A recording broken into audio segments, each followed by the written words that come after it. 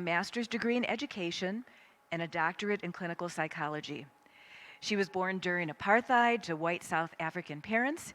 Her father was a diplomat who upheld government politics, and mother actively protested. So in her younger days, she focused on fitting into other people's needs and beliefs, but then she felt kind of disconnected and out of touch. By doing that, she dived into teachings of wisdom and from multiple psychological and philosophical and spiritual texts. And that collective knowledge, that well-rounded knowledge, kind of illuminated her path to where she is today. So her background makes her uniquely able to bridge gaps. So she's currently a teacher, a writer, a psychologist, a consultant, and she integrates all of these insights from multiple wisdom traditions and offers various programs. And she offers this for community learning as well as one-on-one consulting. With that, Yvette Erasmus. Thank you. Thank you so much. Good morning. Good morning. It's always a little interesting to sort of hear people speaking about you in the third person. I don't know if you've had that experience recently, but I just had that, and I'm like, oh, I sound kind of cool on paper like that. It doesn't live in me in exactly the same way, but it's lovely to be here with you on a Sunday morning, especially a beautiful, sunny and cool, finally, Sunday morning. And we're going to talk today about making connections. And for those of you who have heard me speak before, which is, I think, most of you, you will probably be hearing a refresher of a lot of things that you intuitively already know about making connections and why it's so difficult. So we're going to begin. I'm going to give you 6 different things to focus on in your journey to building more connection. 6 different practices, 6 ways of working with this, and also a little bit of contrast into why it can be so challenging to be making connections with one another. So I'm going to take a minute and just look around the room. I'm going to invite you to take a moment and get really present, first to yourself, just connecting for a moment with your being in this space, with the wind blowing, which is very lovely, and taking a moment to get some self-connection. Just connecting with your own being. Because the quality of our connection with other people is directly impacted by the quality of connection that we have with ourselves. So we begin with ourselves. And then I'd like you to take a moment and look around this room and see if you're willing to make eye contact with strangers. Just take a moment and make eye contact with strangers. And the reason that I encourage you to make eye contact is because human beings are a little bit feral, have you noticed? And we'll sort of glance at one another shyly as if we're not really looking. So we'll sort of scan, like I'm sort of looking in your direction, but I'm not really looking at you just in case that freaks you out. It's not that normative in our culture to look people in the eye with compassion. Very often when we begin looking at somebody in the eye, it can be interpreted as an act of aggression, an act of dominance, an act of sort of calling to attention. But especially with strangers, when we look them in the eye, it can be interpreted in lots of different ways, and we can shy away from it. We can be a little bit feral about it. So I'm just going to encourage you to notice that and enjoy really looking at other people. And what are we looking for when we're looking at other people? Ideally, so what you're looking for and what you see in them is going to be directly related to the consciousness that you are inhabiting in that moment and what you are radiating. So if you're in a fear state and you're overwhelmed and you're stressed out, sometimes when you look at another person or you try to make a connection with another person, you're conveying fear and distress. Have you ever noticed that? Have you ever noticed that when somebody is looking at you, where you pick up? Nothing wrong with that, just important to know about it. And when you're in a different consciousness, when you're in a grounded, centered, self-connected, trusting, compassion-based, loving consciousness, and you look at someone, you convey softness and warmth and safety and kindness and welcome. And this is one of the main ways that we directly and non-verbally are impacting one another all the time. So when we start talking about making connections, I want to start today by talking about the quality of connection that you have with yourself and the quality of connection that you are bringing to the interactions that you are having with other people. And it begins with your intention and where you put your attention. Many of you have heard me say this many times, so I'm just gonna repetition, right? I'm gonna repeat it over and over because this is so countercultural. So when we begin interacting with another human being or ourselves, we're gonna oversimplify it again today. You can have one of two main intentions. You're either serving your self-protection system, your nervous system's fight, flight, freeze, fawn impulses, the part of you that is scanning for danger and is generally fear-based, and generally that part of you that is looking to make sure that everything out there is okay and that I'm safe, and if I'm not, this is the part of you that wants to control the environment. And this is the part of you whose sense of well-being is really dependent upon your conditions. Do you know this part of you? So this is the part of you that when you are feeling uncomfortable and distressed, and you are coming from a state of fear, wants to change things out there. I need you to say that to me differently. I need you to speak to me differently. I need you to not be attacking me. I need you to not be controlling me. I need you to stop being so manipulative. I need you to actually stop being so controlling as I try to control you, but we'll get into that at different talk, right? So the one consciousness that we can come from is this intention to exert control. Tends to be a more fear-based consciousness. But we're talking today about making connections, and so this is the other intention that we can bring, which is from our connection system. We also have an inherent, wired-in system that seeks connection. Our attachment systems. Even though attachment is not the greatest word, depending on what religious tradition you're coming from, but let's use it here to mean the part of you that wants to commune with other people, not grasp, okay?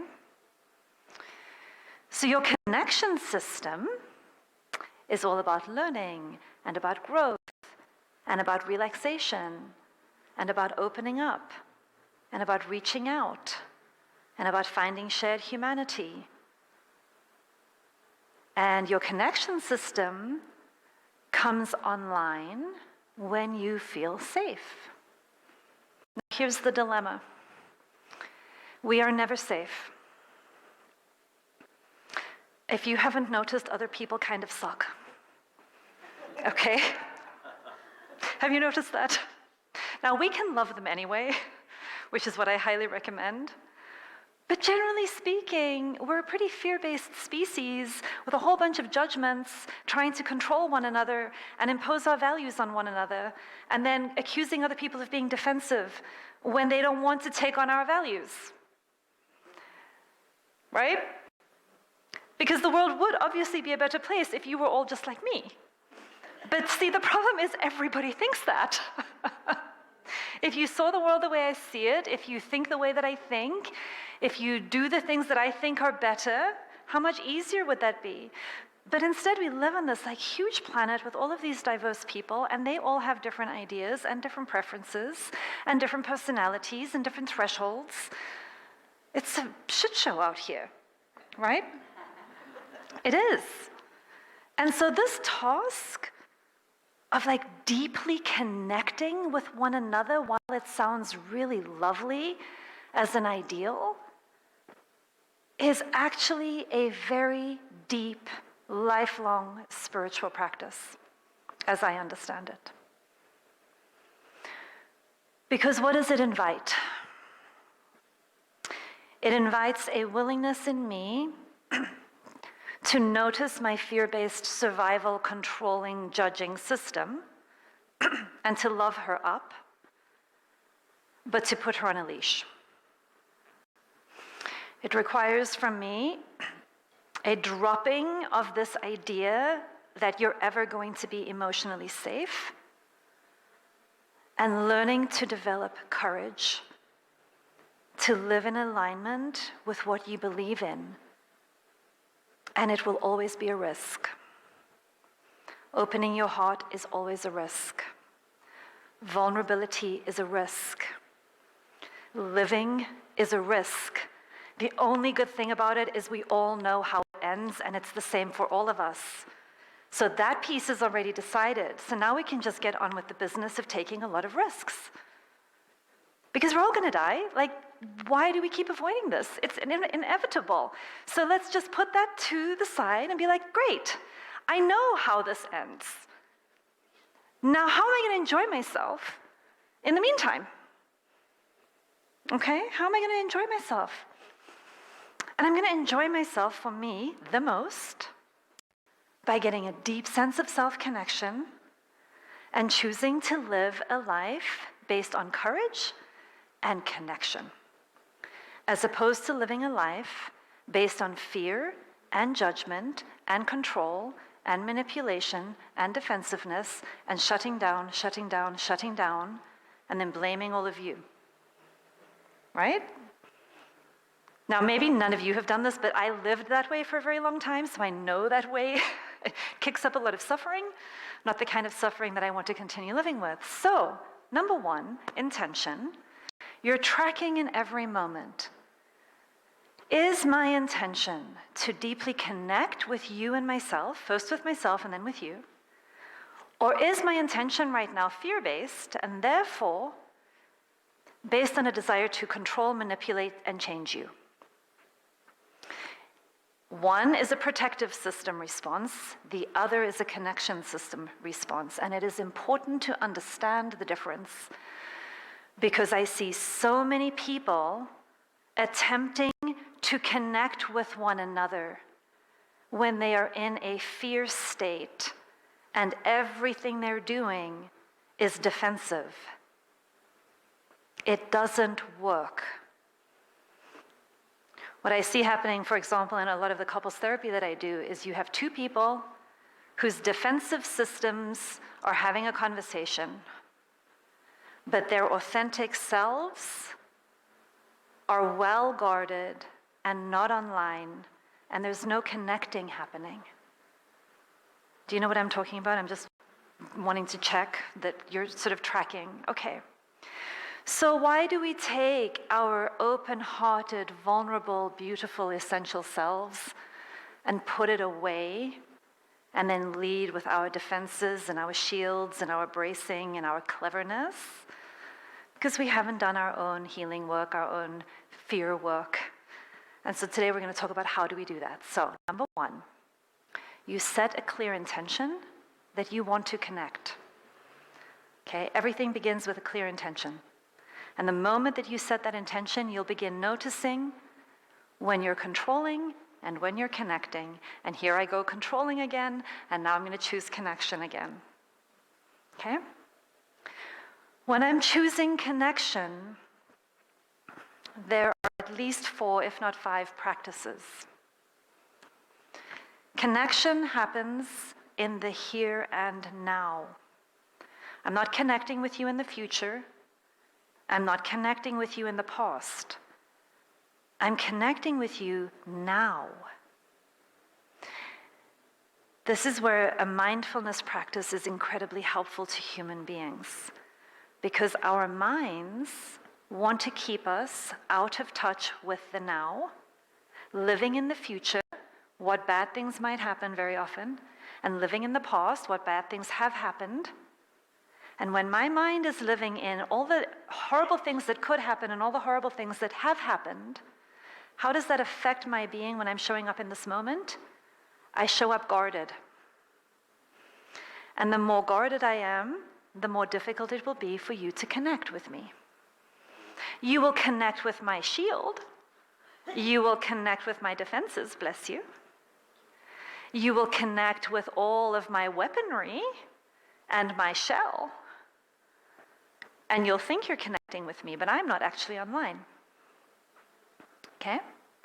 So if I want to be online for connection, one practice is getting into the present moment.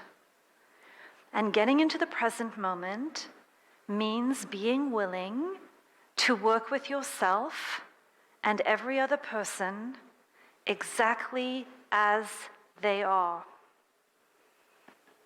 Now that sounds really easy, but let me tell you, this is one of the things that people trip over all the time.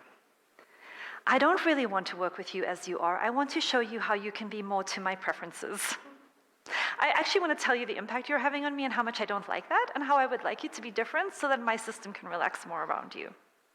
Have you ever noticed this? Okay? Right. So actually what's happening in the present moment is I'm filtering you through my image of who I think you should be. And then the way I relate to you is by letting you know who I think you should be, hoping that you'll take this invitation and become who I need you to be so that my needs get met. Very normal, fear-based, domination-based, judgment-based, survival-based responses. Again, there's nothing really wrong with that, and I want you to acknowledge we all do that to some degree, but I'd like you today to become aware of it.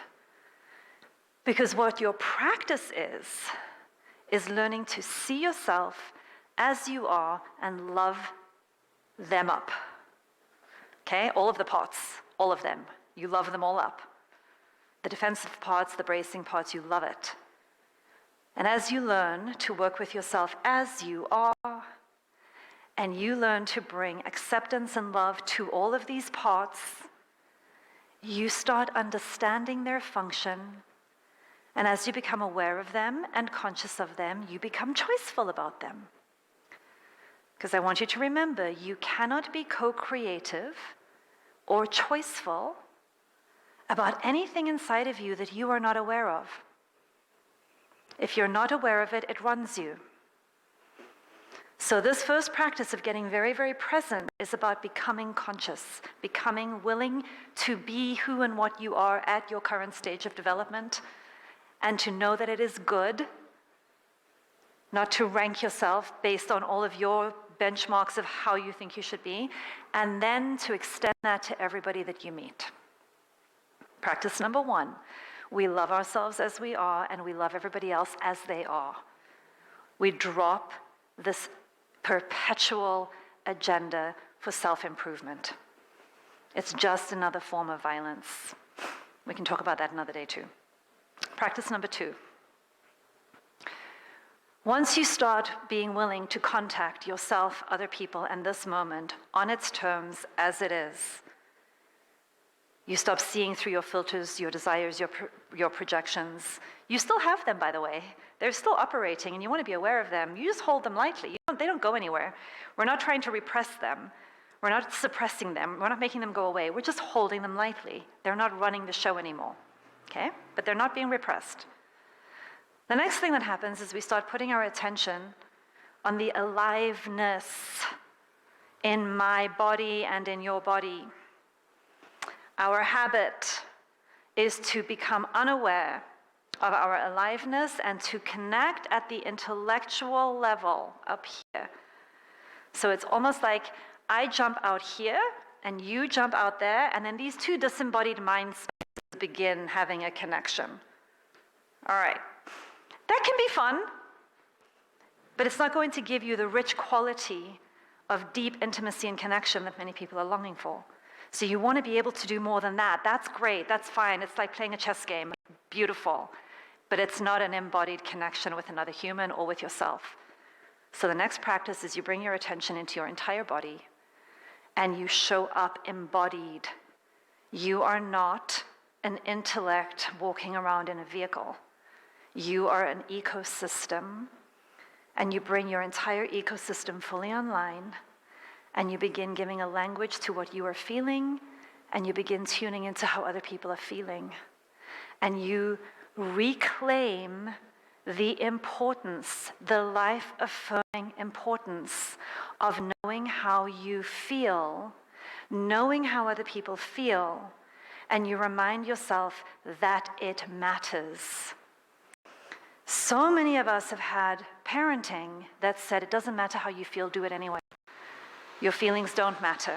The thing that matters is performance. The thing that matters is your behavior. And so if you suffer from any of that, you may have some work to do in bringing back the fact that your feelings matter. If you don't want to do something, don't do it. If you want to do something, do it. Start playing with, now there can be a ditch on both sides of this road. I know many of you know that I've spoken about that, so I'm not talking about just like wild abandonment, do everything.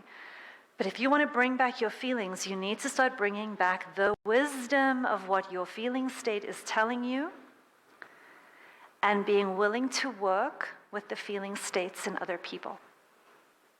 Okay, let me tell you why this is so important. You want to make connections with people?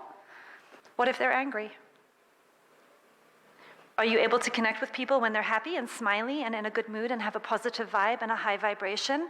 And then if they're not in that, you don't want to be around them because I'm sorry, I don't want to be infected by that. I've heard people say things like this, and I'm just like saying, well, you certainly have a right to have protection over your own space. My invitation to you, however, is develop the capacity to relax in the face of other people's anger. Develop the capacity to relax when somebody is sobbing. Develop the capacity to relax if somebody is in a shame state. Do you know what makes it difficult for us to do that? We have this terrible training that we're supposed to do something about it. There's nothing to do about it. People are having feelings. So what do? Practice the practice I just talked about. You get present with no judgment. You learn to stay. You learn to stay with the full range of human experience inside of yourself, inside of other people. If you're wanting to make connections, if you want to be safe and comfortable, feel free to leave, right? This is why I'm talking about there are two systems in you, a protective system and a connection system. Most of us are very familiar with what our protective system wants to do all the time. But if you want to develop the muscles of your connection system, you need the capacity, you need emotional strength. And emotional strength involves the capacity to let all emotions, all feeling states, the weather, move through you without shying away, and move through other people without abandoning them. So you can do a little self-assessment. Where are you at? Which feelings get you hooked? Which ones you're like, oh, I don't want to be around that. Okay, and then again, you go back to practice number 1. Accept yourself as you are and stay there. Just love yourself up right there. Okay? Practice number 3. Your feelings tell you about your needs. The place of connection for all human beings is the place of universal human needs. We have the same needs, right? There's not a human being on this planet that doesn't want affection or touch or meaning or purpose or safety or play. We have the same needs, and our feelings tell us about the state of our needs. So when I can stay present to how I'm feeling and how you are feeling, I have access to data about how well your needs are being met and how well my needs are being met. And again, we go back to practice number 1. You get present to it as it is. There is nothing wrong. There is nothing wrong. The moment you start thinking that there's something wrong with you or there's something wrong with them, your protective system is going to kick in, you're going to get stressed out, and you're going to think there's something to do. The thing to do is to get present. The thing to do is to cry. The thing to do is to get relaxed. The thing to do is to take a deep breath. The thing to do is to get connected. Okay? Get connected. Learn to stay. Learn to feel. Learn to ground yourself in what you are needing and what somebody else might be needing. Ground yourself in it. Get the data. Let it in. Relax your body.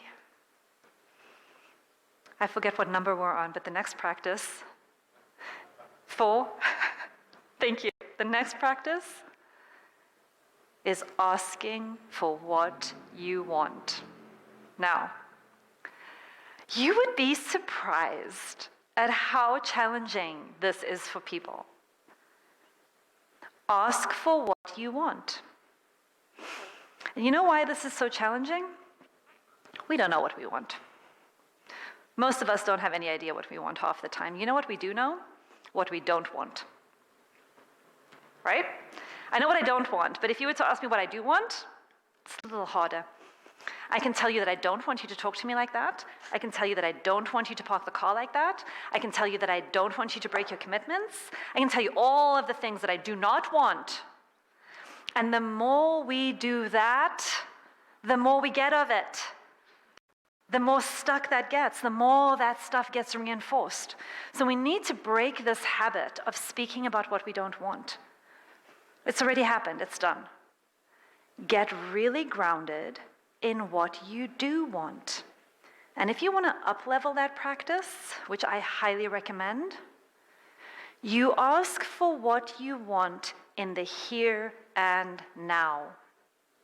You don't ask for some wish in 10 years' time. That's also good. But if you're wanting human connection, depth of human connection, you ask for something in the right now, in the interaction feedback loop between you and me, in the right now.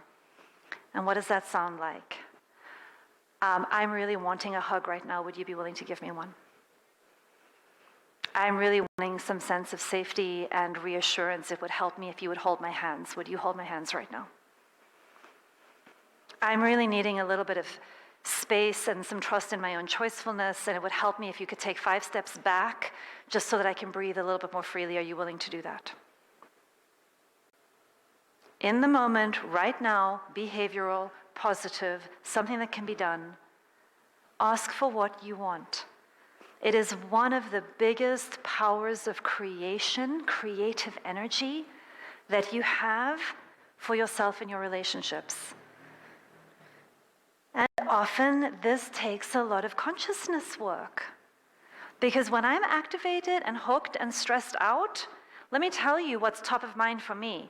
I have diagnosed you. I know what is wrong with you. I know what your defenses are. I want to educate you. I know that this is back to when you were 5 and that thing happened and you haven't fucking healed it yet, right? And I know exactly what needs to happen for you to be different so that this thing no longer happens, so that I'm going to be okay, so that you can show up differently. And I'm going to tell you everything that is wrong with you, everything that you should be doing, everything that I don't want, what the impact of that is. I'm up in my mind, in my protective system, trying to control and change.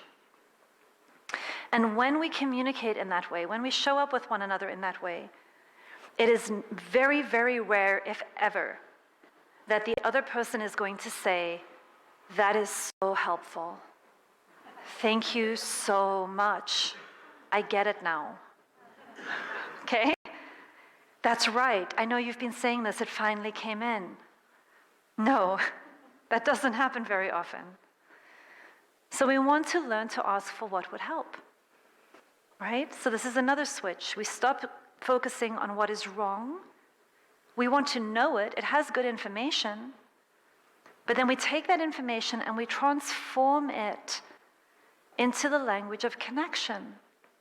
I don't want to stimulate your defensiveness. I don't want to stimulate your resistance. I don't want you to have an experience of me acting upon you. What I want to do instead is reveal to you who I am. And I want to reveal to you what's in my heart. And I want to show you the impact that things are having on me, while honoring 100% your sovereignty to decide to be who you want to be on your own terms. That is an invitation to freedom and love and intimacy and compassion. Do I want you to change? Of course I want you to change desperately. But do I want you to change to make me happy? No. If you decide to change, I want you to change because you can see how it makes your life better. Because if you change for any other reason, I will pay a price for that change. There will be resentment. There will be some way in which there's going to be a price for the change. I need you to change because you want to change, not because I want you to change. Otherwise, it's low quality change. We call that codependence. Okay, I'm going to be who you need me to be so that I can stay safe in my attachment to you, and so I can give you some mask of who I am, my acceptable parts. And then if I give you my acceptable parts, now you approve of me. You know what we've just set up? We've set up a parent-child dynamic.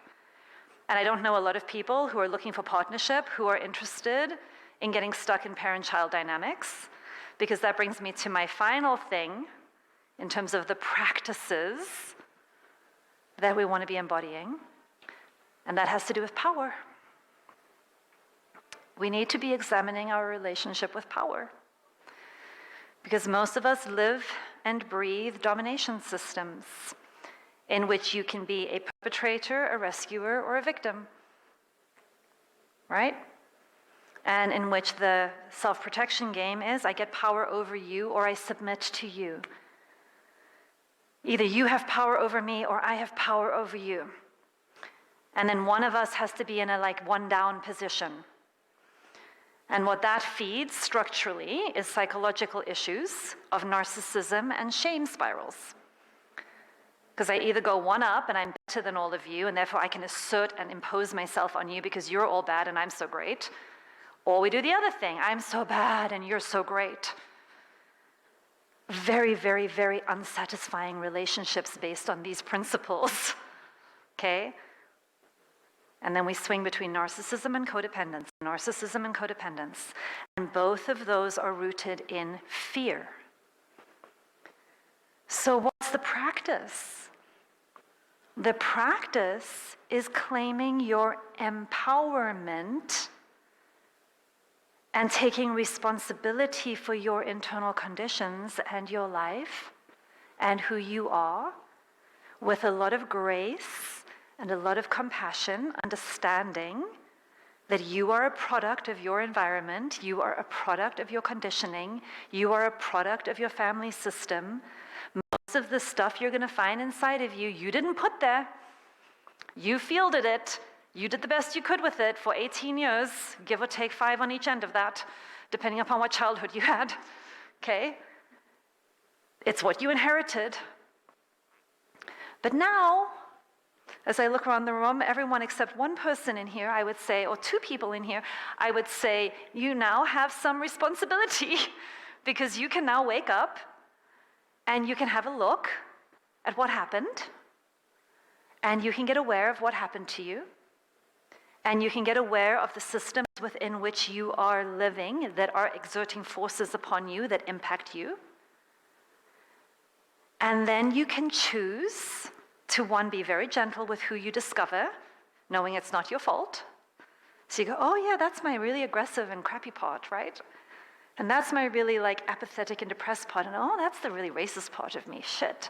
That's the really sexist part of me. And this is the part of me that's really ableist. And this is the part, all the stuff that I find that I'm not at peace with. But what I want to do is integrate, wake up, find it. Because I will change nothing out there until I've changed it in here. So I pick it up. I go, oh, of course I grew up in white South Africa. Of course I have like deep white supremacy trained into me. Of course I do. Let's get rid of it. Let's do the work that it takes to start detoxing.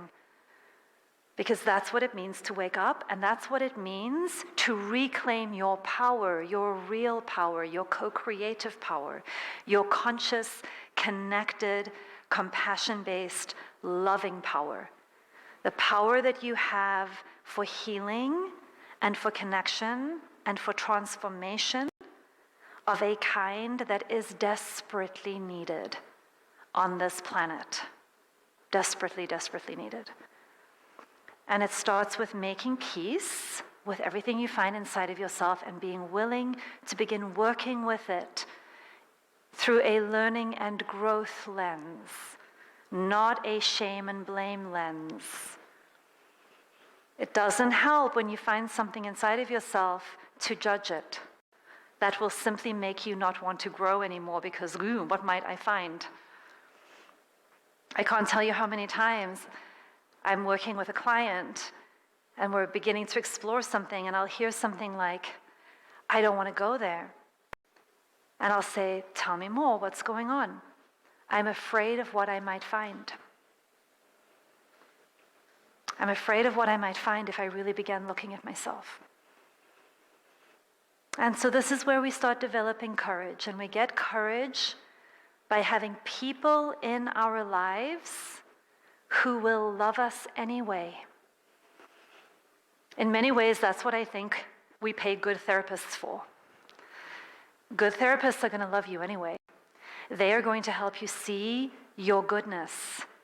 They are going to help you detox your shame. They're going to make it safe for you to look at everything and to make peace with it and transform it and integrate it. They're going to help you see your goodness. And then, as you do that healing with not only a therapist, any healer, any coach, any, whatever, you understand the kind of people who can do this, right? You want to find these people in your life. And the more you do that work inside of yourself, which is the foundational work of self-connection and self-reclamation, the more you do that work, the easier it will be for you to offer that to everybody that you meet. Because you can only really offer other people, in a genuine way, the things that you're able to give to yourself.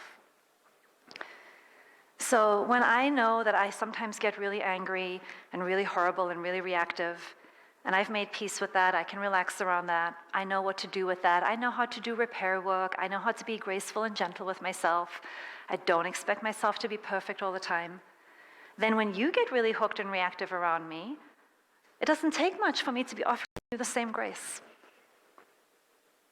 And to just understand, we're all working on our stuff. We're working on our stuff.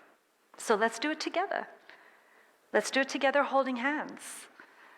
Let's do it from a place of shared humanity. So this fifth key is being in shared power, power with life, power with yourself, power with other people. You're not going one up and imposing, and you're not going one down and submitting and then getting resentful. So what does this whole piece about power mean? You don't override yourself, you listen to yourself. And you don't override other people, you receive and listen to other people. Yeah? You don't make yourself do things from a power over you have to, you must, you should. You stop making all these demands of yourself and other people. And instead you get deeply connected to what is going on for me right now. What am I feeling? What am I needing? What am I wanting? What am I longing for? And I get to know what I want And then I work with myself consciously and choicefully. Am I willing to give myself what I want, or am I not willing to give myself what I want? Power with, choiceful, conscious, courageous. No override, no domination, no repression, no suppression, no force, no wrongness. It is a way of being in life that is gentle and vulnerable and open and loving and very, very strong. Okay? It's very, very strong. It is powerful. And it is a very different kind of power. It is the kind of power in which you become your authentic self, you live in alignment with your sense of meaning and purpose, and you find deep connection with other humans in all of their diversity. You stop needing the world to be just like you in order for you to feel safe. You literally begin to see into the essence of yourself and others and enjoy all of the nonsense that we encounter. That's the theory. Now, on the ground, in your relationships, in real life, very challenging. Very, very challenging. And every place that you get hooked, I want you to learn to just relax into it. You can just say, there I go, getting hooked. There goes fear. That's fear arising in me right now. You know, I mean, every time that I come to speak here, the 5 minutes before I'm speaking here, my entire body has adrenaline rushing through it. And I always look at that and I'm like, wow, that's a lot of adrenaline for something that I'm really used to doing and quite comfortable doing. So there's just like a huge infusion of adrenaline right now. I used to think, this is what I used to do. Why am I so anxious? What is wrong with me? I should never say yes to these things anymore. This is clearly a sign that I should never do this. I am clearly out of alignment because I wouldn't be feeling this way. This is very uncomfortable. Maybe I need anti-anxiety meds. Maybe, you know what I mean? Right? All of this like drama around a bit of adrenaline. So here's what we learn to do. We begin to start noticing what happens and relaxing. We notice what happens, we relax. And the part of you that is making the decisions, the CEO in you, is the part that is staying loyal to the principles that you believe in, not the conditions that you find yourself in. Okay? And when you can start staying loyal to the principles that you choose, you will find deep, deep connection with whatever conditions you find yourself in. And when you can connect with the conditions, you can bring a new energy. You can bring a new way of being. And you will notice people melting around you. And I can tell you something, it is a much more fun way of living. Much, much, much more fun way of living than the constant judgment and analysis and shame and blame and control and disconnection and defensiveness that most people are living in. So that's my invitation to you. Set your intention. Get in the present moment. Welcome your aliveness. Connect with universal human needs. Ask for what you want and claim your power. Not domination power, your radiant power, the power that emerges within you. And live from a place of shared humanity with other people. So that's it for today. Have a lovely weekend, everybody.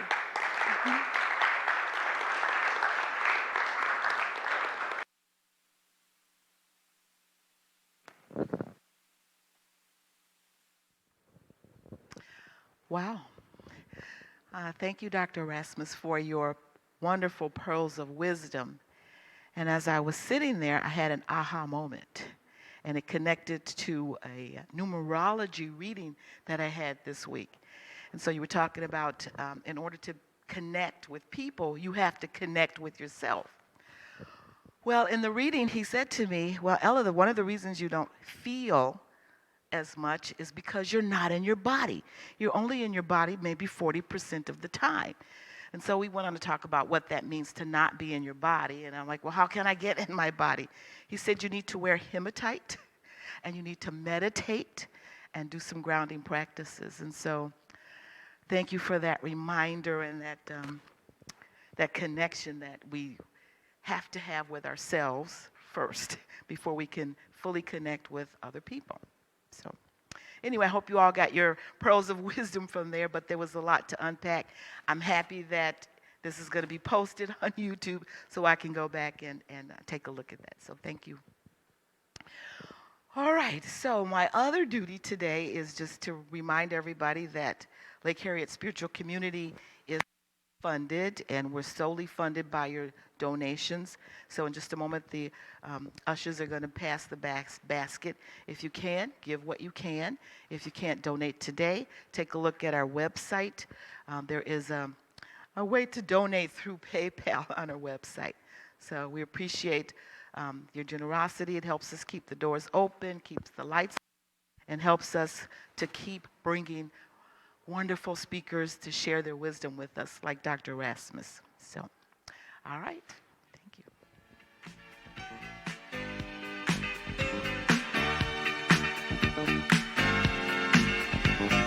We are family. I got all my sisters with me. We are family. Get up, everybody, and sing. We are family. I got all my sisters with me. We are family. Get up, everybody, and sing.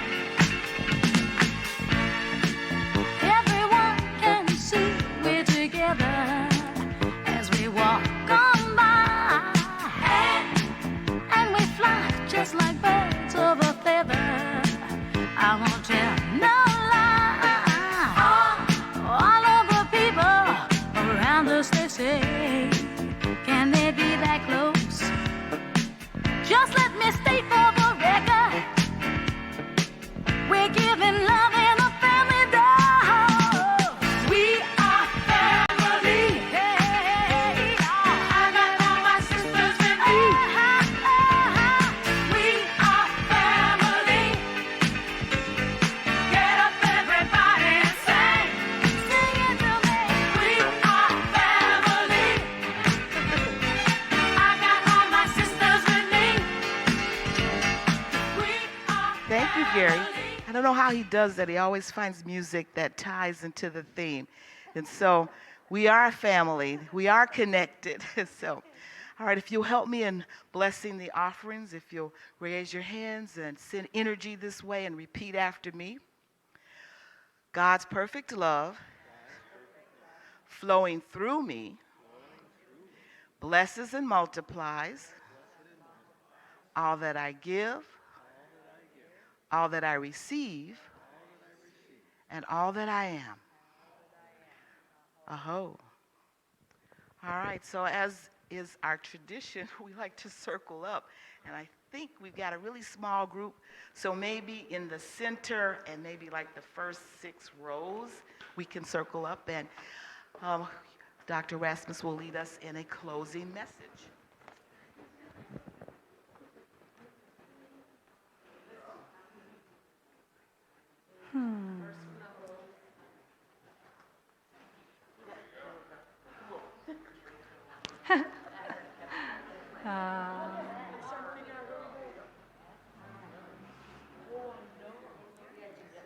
All right. Oh, that's so nice. That's so much more intimate. Yeah. Feel the hand of the person you're holding. Like, really feel it. Yeah. I know. It's so sweet. So, I'm going to leave you with a Pueblo blessing. And I need my glasses. All right. Hold on to what is good, even if it's a handful of dirt. Hold on to what you believe, even if it's a tree that stands by itself. Hold on to what you must do, even if it's a long way from here. Hold on to life, even if it's easier to let go. And hold on to my hand, even when I have gone away from you. Have a wonderful weekend, everyone. Thank you for being here. Yeah, thank you. Thank you.